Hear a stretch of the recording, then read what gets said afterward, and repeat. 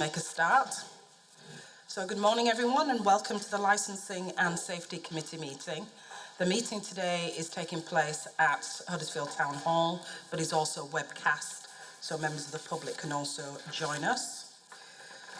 We'll go straight into the agenda items. Agenda item 1, members of the committee, have there been any apologies? Yes, Chair, we've received apologies from Councillor David Hall and Councillor Kath Taylor. Thank you. Any substitutes attending? No, Chair. Thank you. So, minutes of the previous meeting, that took place on the 4th of August 2021. Can those minutes be approved? By show of hands, please. Fantastic, thank you.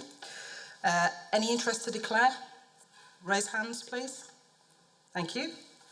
Admissions of the public. So, we're face-to-face, but we're also webcast. I should also identify item 11, which will be held in private. That will be a private session because the information in there will be sensitive and very detailed, and members of the public may be able to identify individuals such as victims and vulnerable people. Also, there'll be a video showed, so at that stage it will no longer be held in public. Any deputations or petitions at this stage? No, thank you. Public question time. Any questions from members of the public? Thank you. We'll move on to item 7, which is the licensing service update report. Can I ask one of the officers, please, to outline that report, please? Chair, before we move on, do we know if we were aware that there were supposed to be public questions? Is somebody bringing? Do we know if they're here?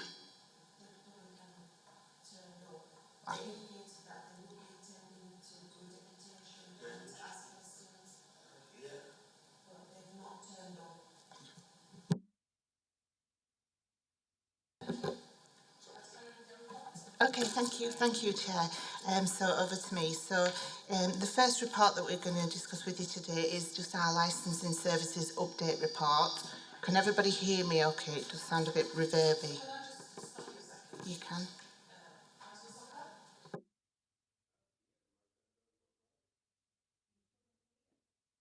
You struggling to hear? Yes. You can hear now. Thank you. Thank you, Chair.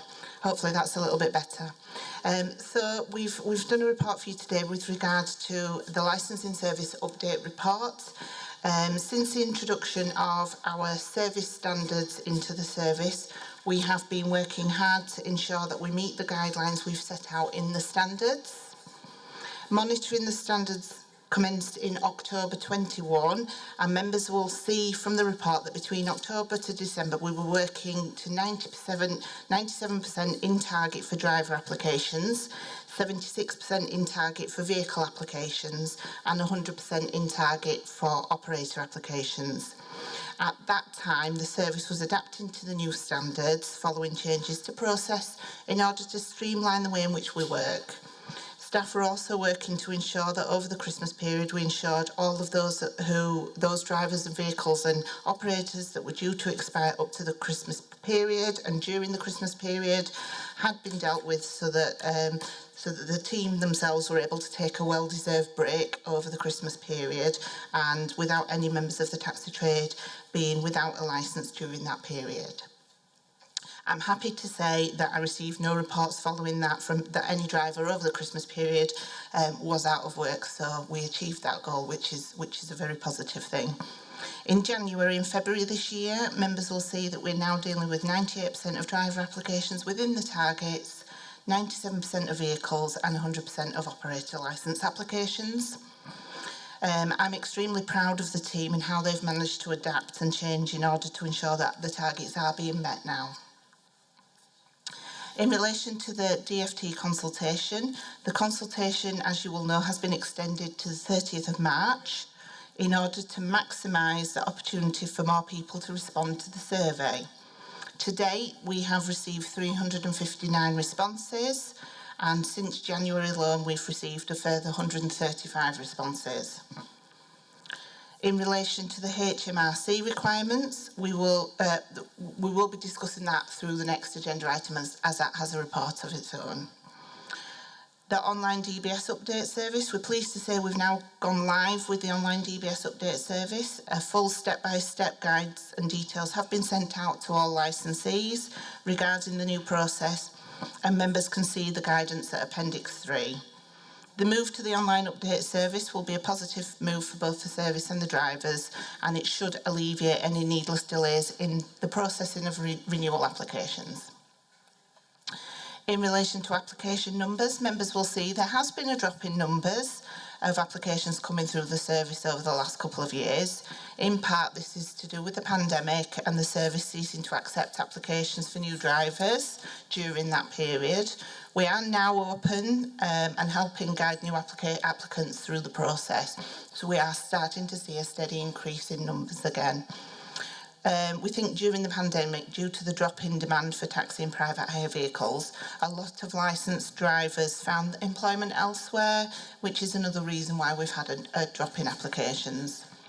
We are guiding the new applicants through the process, and any drivers who did allow for their licences to lapse during the pandemic due to shielding, having to find work or elsewhere or other reasons, have been allowed to fast track back through the process in order to get the licences back without the requirement for having to carry out the training and testing that a new driver would have to do. So we are starting to see the steady increase in numbers again. In relation to the vehicle testing, we will ensure that when we're providing vehicle testing data, that members will be seeing comparison data going forward. So we will start to align the reports so that they become more comparison based for you. We're also going to be commencing a review of our vehicle policy shortly, which will also be brought before members following engagement with the trade and other stakeholders. In relation to the Licensing Act, during the pandemic, we saw a decline in numbers of applications coming through the service. Understandably, as hospitality, as we know, suffered the most throughout the restrictions that were put in place. I'm happy to report, though, that since we wrote the report, we have now seen an increase in numbers under the Licensing Act. And since the 1st of January, we've received 15 new premise licence applications, and to date, so far, since January, 55 temporary event notices already. So we are seeing an increase as the restrictions have been lifted. In relation to the Ask for Angela campaign, we are actively working with our partners to promote Ask for Angela, which is a positive way for the council and its partners to promote public safety within the borough for those that are wanting to use the hospitality that the borough has to offer. We've also, in the last 12 months, introduced a new licensing group liaison meeting, which is a meeting for officers and partners to come together, to work together, and the aim of the group is to problem solve and collaboratively work within the authority to ensure that we're picking up on issues and dealing with them in the most effective and efficient ways possible. In relation to staffing within the service has seen a number of staff leaving to pursue new careers elsewhere. I am pleased to say the majority of them have stayed within the authority, and they are just progressing their careers throughout the other channels within the authority. We have now appointed new staff within the team. Hopefully over the next few months we'll be up to full strength and aiming to ensure that we're taking a much more proactive approach in the way we work. So that's my presentation for you. Members are now asked to note the report, and it's a matter for you, Chair. Thank you. Councillor Sokka? Yeah. Thank you for your report. Can I ask this consultation on statutory standard is a deadline is March 30th, yeah? Have you got in mind a meeting arranged after the deadline of this one? Not at the moment, Councillor Sockhill. We need to see what responses are coming back in, and we need to work through those responses, and once we've done that, formulate the report, and then there'll be a meeting arranged for the committee. We're not sure yet on the timelines for that. Well, you might have approximate time after that. I won't want to give you an approximate time because it does depend on how many responses we receive and how long it takes to work through those responses. The consultation isn't a simple yes or no questionnaire. There are comments that people can make, and we need to analyse those comments and ensure that the committee, when it does come before you, have a full report on everything that's come back from the trade, the public and anybody else that's responded. Yeah. Chair, can I ask another question there?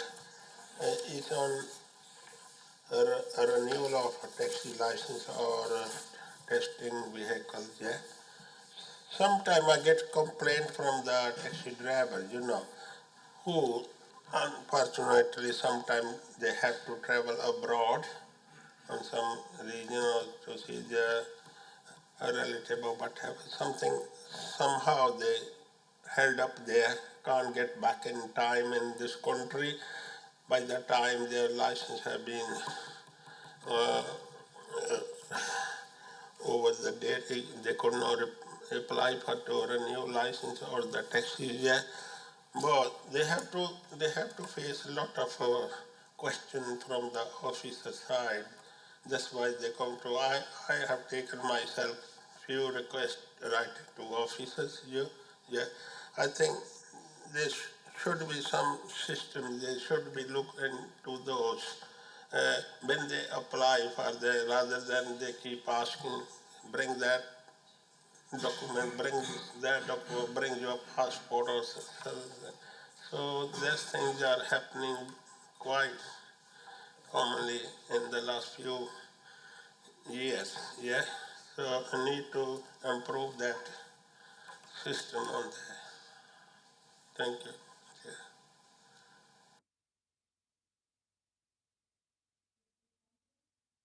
Yeah. Can you respond to that? Thank So you. what you're saying is when people go abroad, they're not, they may get held up for some reason, and that means their licence expires. And at that point, so yeah, we do have occasions where drivers go abroad and their licence may expire in the time. If we're told about that, then we can make concessions for that. And if we get the evidence that they have been abroad and they've been unable to renew in the time scale, then we can ensure that they go through the process. Once a licence has expired, you can't actually renew it, but we can accept a new driver application with the same criteria as a renewal to restart the licence and get them through the process quickly. Yes, yeah, and we do look at that if they've got the genuine reasons. Yeah, we would look at that, and it's one of, if it would to come to myself, which it usually would, I would look at the circumstances and agree to letting them get the licence, and we'd get them through the process as quickly as we possibly could. Thank you, Chair. Councillor Watson? The report says that the consultation has been extended for the second time to maximise the opportunity for more people to respond to the survey. That suggests to me that we haven't had much of a response in the first instance. Is that the case, or is it that we're actually overwhelmed with responses and we're trying to process them? Or I suppose really the question is, what's the reason for continually extending it? Could you expand on that, please? Yeah, so the original date was the 6th of December that it was due to expire, and I don't have the figures, but they were relatively low, and the changes that are being proposed as part of that consultation are important and will impact on the trade, so it's important that we get as many views as possible, which is why it was extended in the first instance. And again, in January when we extended it again, there was issues with the trade coming to us saying that they weren't aware of what all those implications were, so we extended again and offered more drop-in sessions to allow the trade to come and speak to Fiona and get that information. Any more questions? Okay, so that report is just to be noted for everyone. Can I have a proposer, please?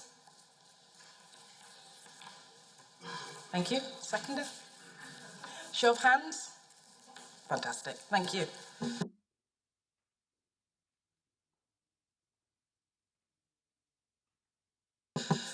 So we're going to go back to item 5 and 6, being the deputations, petitions and public question time. I believe we have 2 people who have come along today to present deputations, and I'm going to give them an opportunity to do that. Just to confirm that each person will be given 5 minutes to do their presentation. If each person can say their name and identify the organisation that they work for, and then deliver their deputation. So can the first person step forward, please?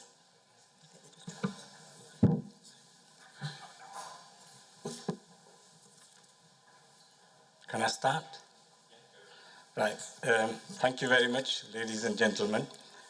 My name is Akuji Badat, and I represent taxi drivers mainly from the North Kirklees area. Just a clear, quick point that we have the Hackney carriage trade and the private hire trade, and I represent both. And last week there was a meeting, which was a trade meeting. I couldn't come because I had a very important meeting, and frankly, the meeting went ahead, and then it's not fair that the council officers keep putting in your reports that we've had a trade meeting. The trade meeting, the person that actually represents private hire, myself, and I'm probably the only one, and I wasn't really given an opportunity. Nevertheless, my today's deputation is for the suitability and convictions policies. As you can appreciate, there's been so many peaceful protests. There's one ongoing now in Wakefield. There's another one next week. And we are very concerned about the suitability and convictions policy. It's basically, as far as we're concerned, it's illegal. It's institutionally racism. It's pure racism and introduction of apartheid like South Africa. Long time ago, we all assisted in abolishing that. And here we go. We are now entering into the zone of keeping 2 parties apartheid. Now, why 50% of the taxi drivers, and there's only about 4 million of us, according to 70 million population of in this country, 50% of the taxi trade in this country is from the BAME, mainly males from the ethnic minority. And this suitability and conviction policies, in your report, it says by the licensing officers that it was because of the DFT. The DFT report was published and the guidance was in 2020, and these were lies, and and the Institute of Licensing, which is IOL, they introduced it in 2019. So that's a lie. I'm sorry, but that's a lie. And basically, we are sick and tired of this. It is one law for the normal motorists. Once we get over 6 points, our bread and butter has to be taken away for 5-6 years. Amanda, I'm sorry to say, but you've been given all the information from my colleagues here and from my ward councillors. You haven't responded yet. When are you going to respond to all the information that we've given you? You haven't really responded. As for the survey is concerned, this survey is nothing in comparison to the survey that it should be. I've got a mosque radio. All the taxi trade can listen to it. Do we get an opportunity? Russell doesn't even want to come to our mosque. I'm glad Jackie Gedman came, but if you want to do a consultation, of course we can respond. The reason for this low turnout is because taxi drivers don't even know that there's a consultation going on. They don't really understand all this. And according to the government and the DFT, the people who are participants with this, which is the taxi drivers, they should be properly consulted. That's not happening. The equality impact assessment, error codes in there, that never took place. The GNB union is clearly saying this is racist. This is one law for the taxi drivers, and this all boils down from Rochdale and Rotherham. What happened there? Why are we getting tarnished for that? Racism only applied to taxi drivers. Why not bus drivers? Why are you just stereotyping taxi drivers as if though they are some kind of sex predators? What happened in Rotherham and Rochdale has got nothing to do with this. Now, our councillors of Batley East have clearly wrote, after my consultation with them, and I pushed them, that you're my councillors, you're not the councillors of the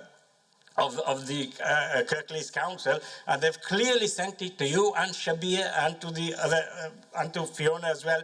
We haven't had a response. This suitability policy and convictions policies need to be referred to. It needs to be it needs to be basically kicked out. The 30 seconds, Mr. Badat. The survey was also flawed, 157 responses. There's no complaints procedure. The complaints procedure that we have is a judge and jury of your own courts. Where do we go? Who do we go to? Who do we go to? We can't go anywhere. And here it is. In last week's meeting, I wasn't allowed. And today, here you are, 30 seconds. Thank you very much. Thank you, Mr. Badat. Thank you. The next person to do their deputation, please. No response. Okay, just bear with me a second. Can I ask officers to respond to that, or do you want to hear the... Yeah, if you can respond to that, I think that'd be the best way. Your comments are noted, Mr. Badat. The survey's out. We've extended that, and you've been advised that you can feed your comments through that survey, and they will be taken into account.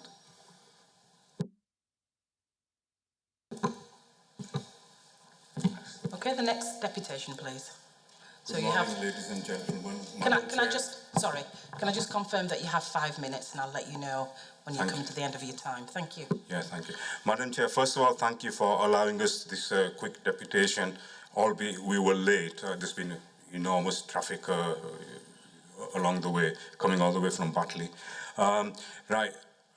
One of the points is we don't seem to get too much time to prepare for such deputations. Not so much me, but my brother, who is, as you just said, he's from the trade as well. I'm just a community activist, community helper, help as much as I can. Potentially, I might be a taxi driver, you know. I know I'm getting on a bit, but you never know. So, to me, it beggars belief in relation to the suitability policy in terms of what's been proposed. I know there's a bit of a preamble in terms of it's not just Kirklees, it's on its own, some kind of institute of license and, background to it, the 5 or 6 local authorities getting together. But the pure, oh God, I can't even find the words to describe it. The fact that you're going to lose your bread and butter if you get more than 6 points, that is just absolutely ridiculous, not to mention racist, given that the majority of the drivers, as has been already said, are from a particular community. So whether you call it indirect racism or institutional racism, I'll leave that for others to work out, but that's just not on, especially when you also compare it to drivers who it is part of their job to drive, are in other trades, whether it's bus driving or, escorts and et cetera, social care assistants and so on. The point being made already, I need to re-emphasize that as well in terms of the equality impact assessment. It's just not good enough that when you try to find out from the report what equality was assessed, the impact of that, because on the website it seems to come up with some kind of an error. So that is just not good enough. Consultation has to be done, and it has to be outlined in the report. I've not had a chance to find out methodologically how much consultation has been done, but consultation can be in several ways, and like has been already said, it's not a matter of putting out a document and seeing what you get back, how many questionnaires get returned, but there's got to be an element of targeted consultation that's got to be done, especially when you realize that there's literally hundreds, if not thousands of drivers, hackney or private hire, and you only get, a couple of hundred responses back. Right.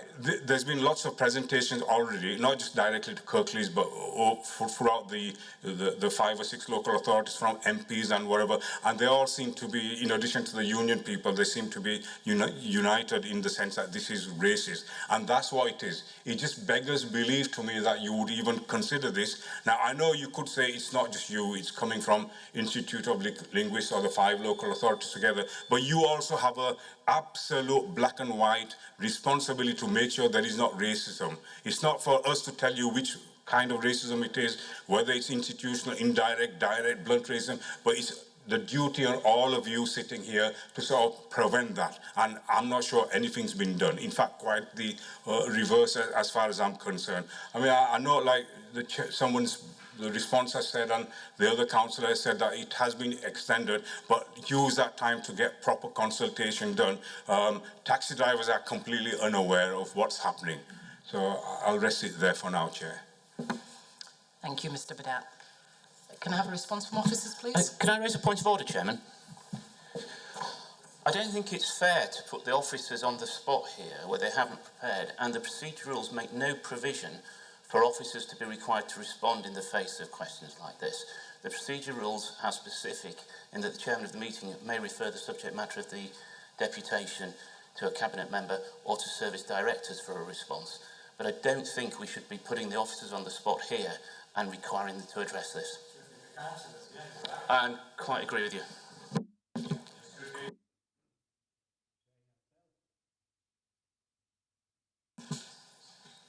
That's duly noted. I'm quite happy to respond. The reasons why I've asked officers to respond is you specifically raised issues about the consultation, which is within their knowledge, and also about the meeting that took place last week, which was also within their knowledge. Within your knowledge as well, you were there. I was there, that's correct. So I'm happy to respond. I'm happy to respond in writing to what's been raised. And just to confirm, I have actually been liaising with councillors. Up until beyond midnight last night, I was liaising with councillors. So I'm happy to respond, and I will respond. You're supposed to be liaising with people like Thank you. for quite some time. Stop being. So let's move on to item. You're not talking to us. Mr. Badat, let's move on to item 6, which is public question time. So just to confirm that 2 questions can be asked and 1 supplementary, and the whole process of item 6 is to last for a maximum of 15 minutes. Who's asking the first question? Again, can you confirm your name, organisation that you are representing, or whether you're here as an individual? Thank you.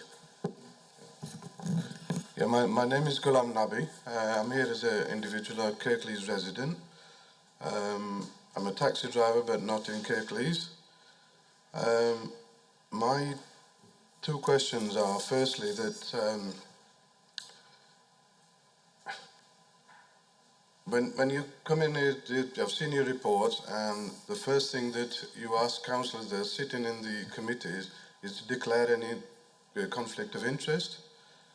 So, bearing on that, the whole suitability policy has been implemented on the guidance given by Institute of Licensing. Well, if you go on their website, you can clearly see they are sponsored by Uber. So, why has there been no conflict of interest noted on that side? You know, why has their recommendations been pushed forward when there's clear conflict of interest? And my second point is that the whole harmonisation issue has resulted because of Uber. Uber have been licensed by Kirklees, and these are the words of one of your licensing officers that I spoke to a while ago, is that Uber have a lock-up office on an industrial estate, and for the officers to meet with them, they have to ring them up and arrange an appointment. And when the officer said when he went to the office, or so-called office, it was a lock-up unit with 1 desk and a guy was sat there with a laptop. So don't you feel that, you know, you keep saying that these policies, or, you know, every policy is done in the interest of public safety? Don't you think you have an interest of public safety in ensuring that an operator is behaving and operating to the standards they need to? I mean, you wouldn't license any other,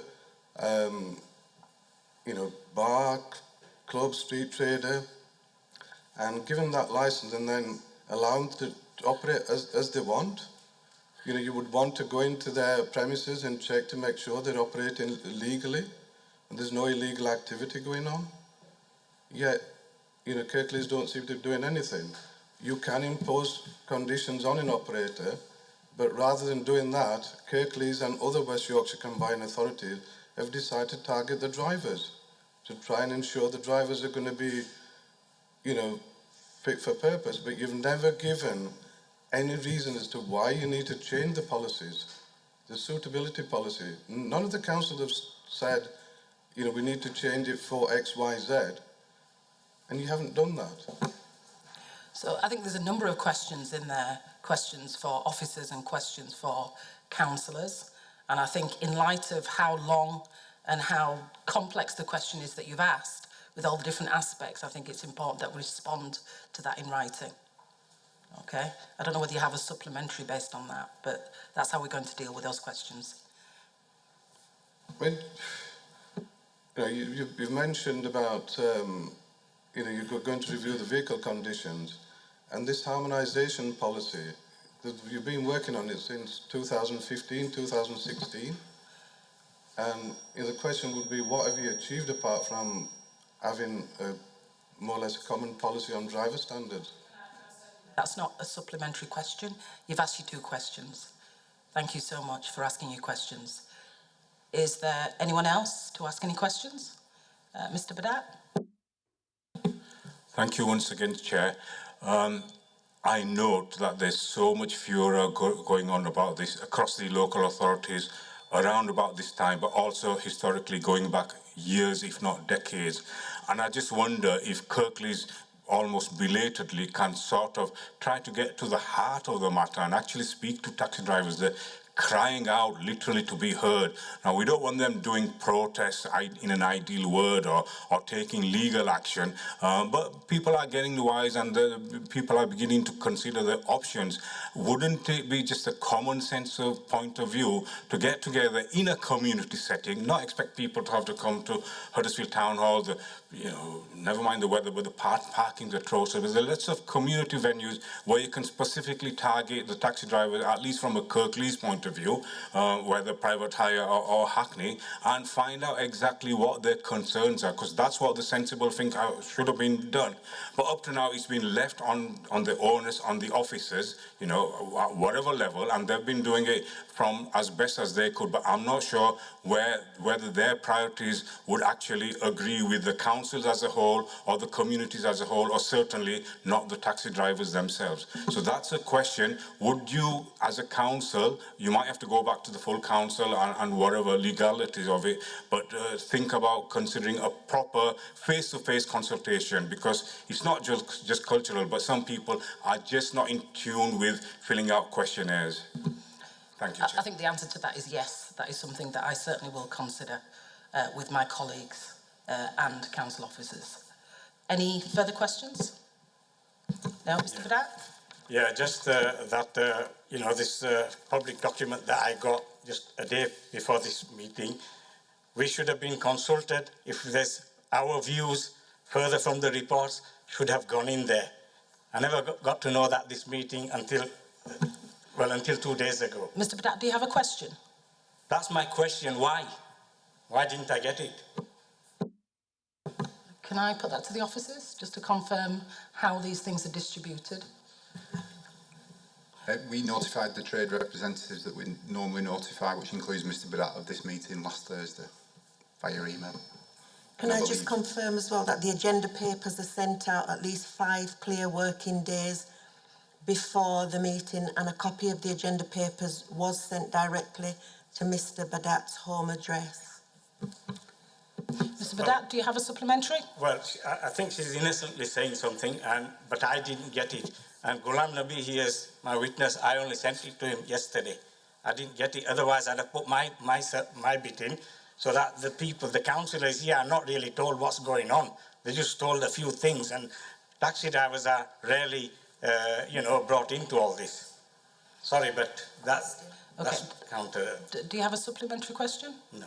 Thank you. So that's the end of the item 5 and 6. Thank you so much for coming along and doing the deputation and asking questions. We're quite happy for you to stay until item 11, where the item will be in private. You weren't here when I went through that at the beginning of the meeting, so I just want to confirm that. Thank you. Sorry? Okay, thank you for your attendance.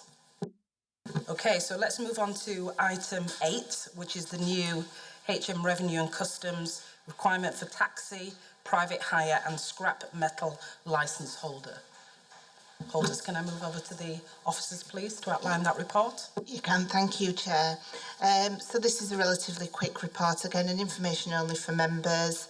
From the 4th of April this year, Her Majesty Revenues and Customs have put in a new legal requirement for all existing licensed drivers, licensed operators and scrap metal licence holders to be completing tax checks upon renewal, and that all new applicants are to be made aware of their tax responsibilities when submitting an application with us. This is a national requirement, and the licensing authority didn't have any input into this. We cannot grant or refuse any application without being in receipt of the tax check upon renewal. Licence holders will need to have or register for a government gateway account, and once registered, the licence holder will be required to answer a short questionnaire about how they pay any tax that's due, and then once that's completed, they will then be provided with a code, and when they submit their renewal application to the licensing service, they need to provide us with that code. Communications have gone out to the affected licence holders, and the websites have been updated with all the relevant information. So members are just asked to note the report. Thank you.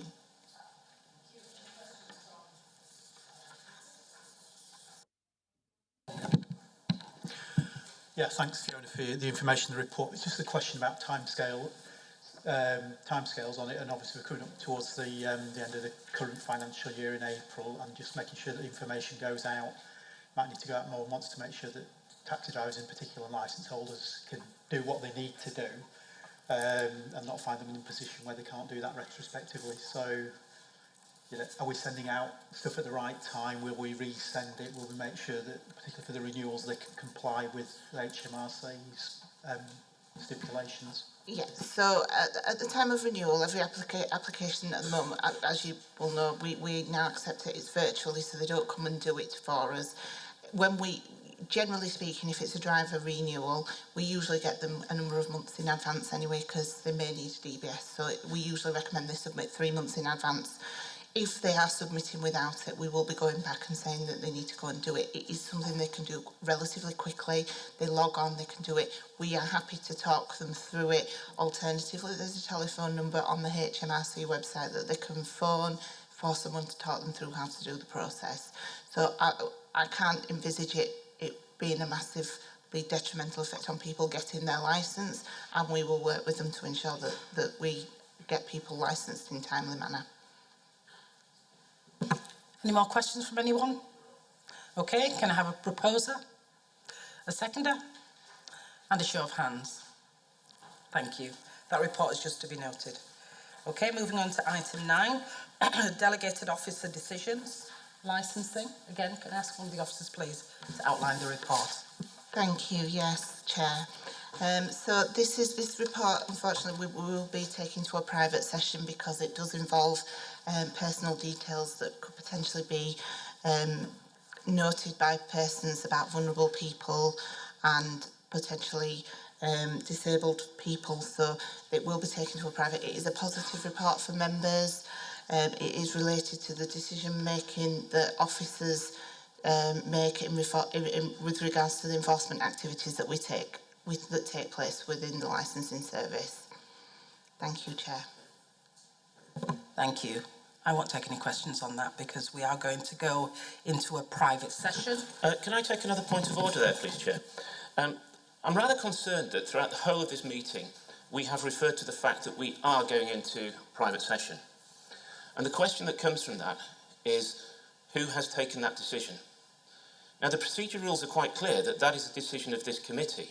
And indeed, we have item 10 on the agenda, whereby we are supposed to vote and take that decision. But we seem to be proceeding on the basis that there is some overarching power somewhere within the council that is able to exclude matters from the public. Now, I think it is very important that we follow our rules. And where we do want to take something out of sight of the public and keep that from the public, it is this committee that should follow the rules and should be accountable for that decision. And I want to speak on item 10 on the agenda. So can we please just follow our rules and move on to item 10 on the agenda to then take a decision as to whether there is going to be anything today that is excluded from the public, because that is the point of the rules and we must stick by the rules.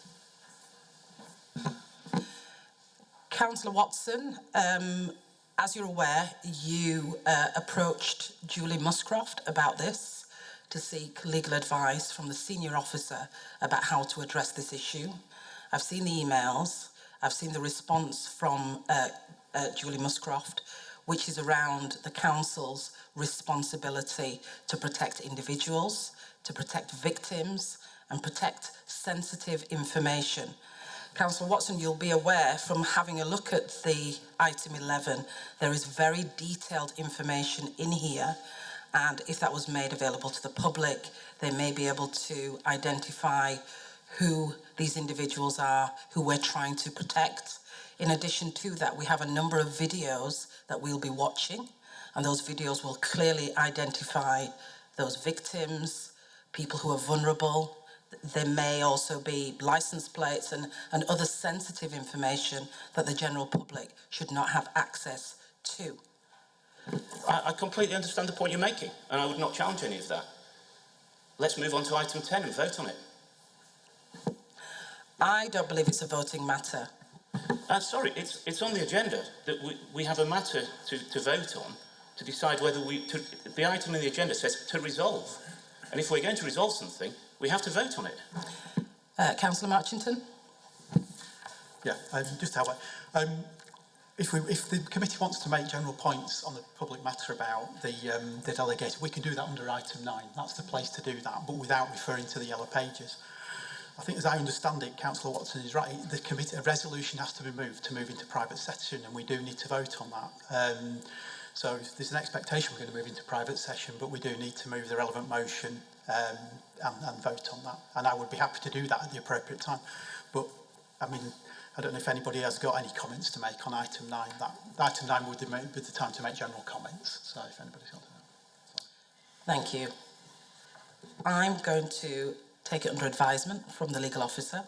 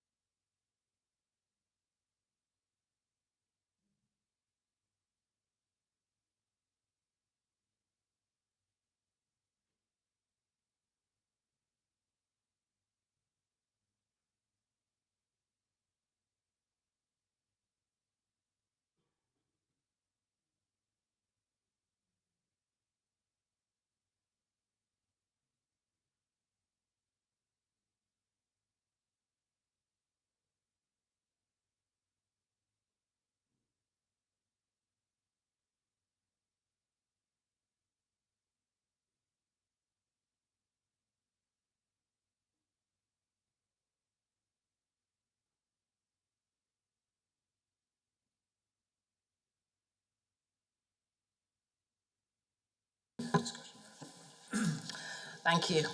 Okay, so after consulting with the legal officer, the information that I've received is that Councillor Watson has raised an important point, one that the committee should consider, or given the opportunity to consider.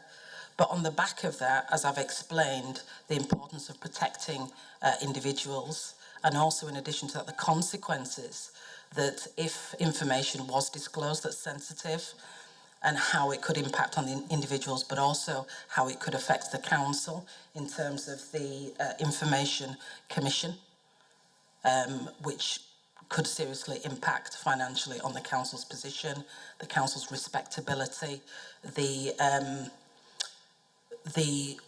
victims wanting to come forward, they'll be discouraged in doing so if their sensitive information is likely to be disclosed and used in an arena like this. So it's a matter for the committee. I'm quite happy to open it up for discussion if anybody else wants to comment on that. Councillor Homewood. If Chair, if we're on to item 10, can I move that we go into private session? Do we have a seconder? Thank you. Can we have a show of hands?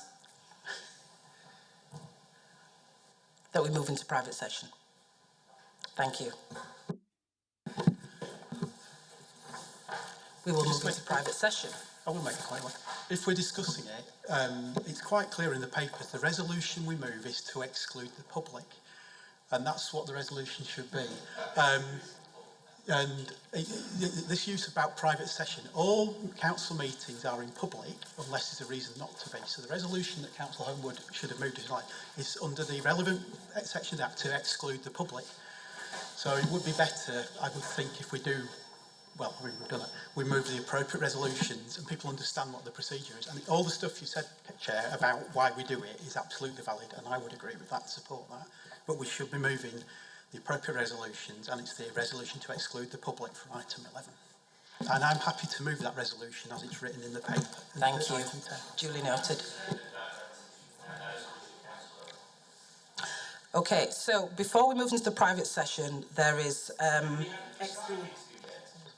Sorry? You can't say before we move into private session, because this committee has not resolved to move into private session, because it has, as Councillor Marchington quite rightly pointed out, it has not voted on the resolution that is on the agenda. We have to follow our rules. I'm sorry to be pedantic, but we, as Councillor Marchington points out, we really should just follow our own rules. I'd like to speak on the motion. Can we vote on that, please, to exclude members of the public? I'd like to speak on that motion. Councillor Watson? Thank you very much. I'm sorry to be pedantic about this, but I really do feel that where we have a rules-based order, we ought to follow those rules.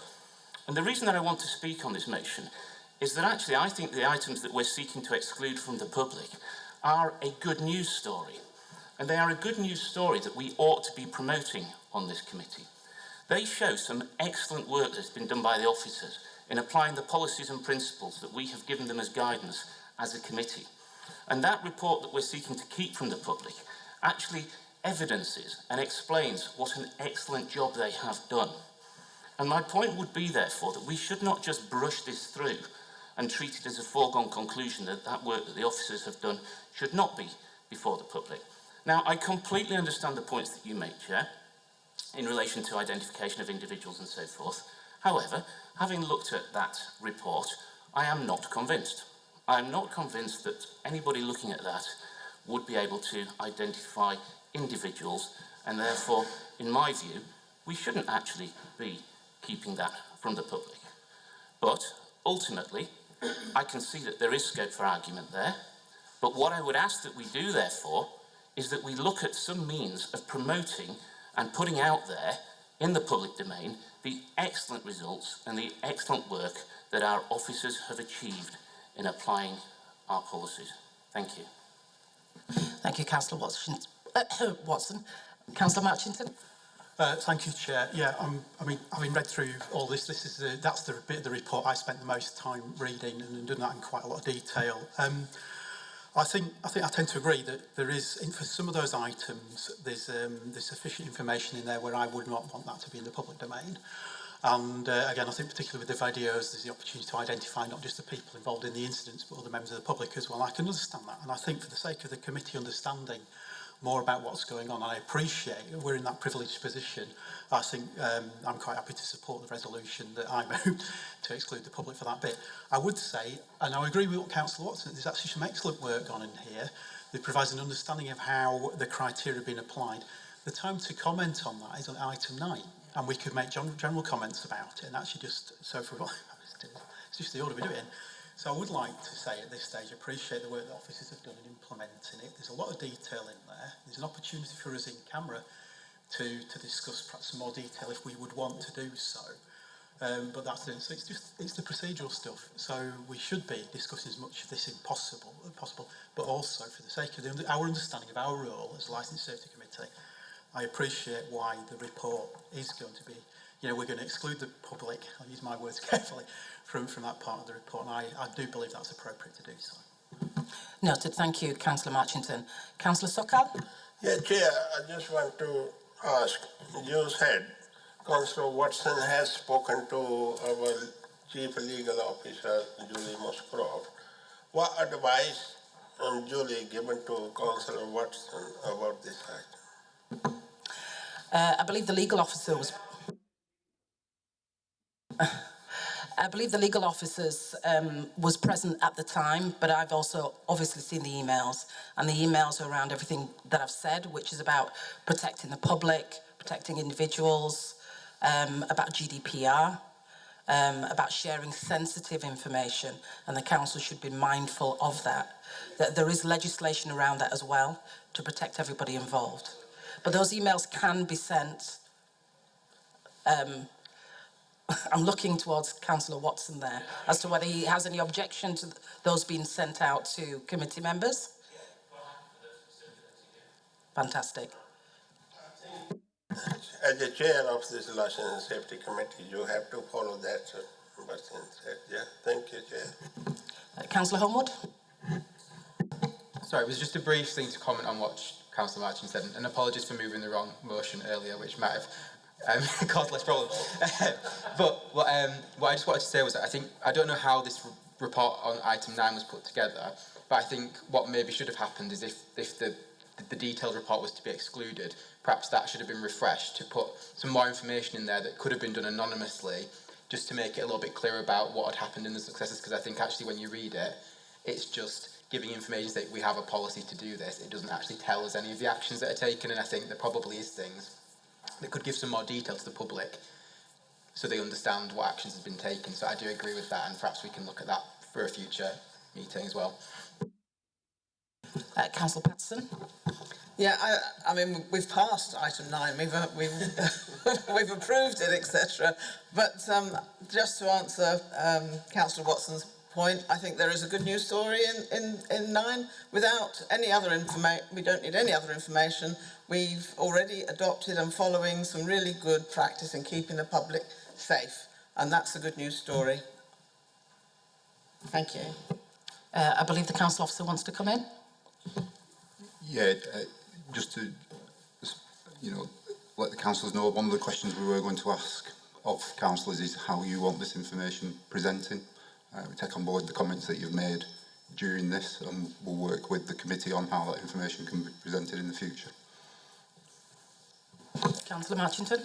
I mean, just to support what Councillor Holmes said, it's really useful to have anonymised case studies where that's appropriate, to see how the policy's been implemented, and that's not just to enable our understanding and implementation, but also the wider public understanding of how policies are implemented and how we're working to protect that. So I think the word about anonymised information, and I know in other areas of work I've found there's some really sensitive work going on, good work, and where we can carefully anonymise that in the public section. That's really helpful for members of the committee and the members of the public.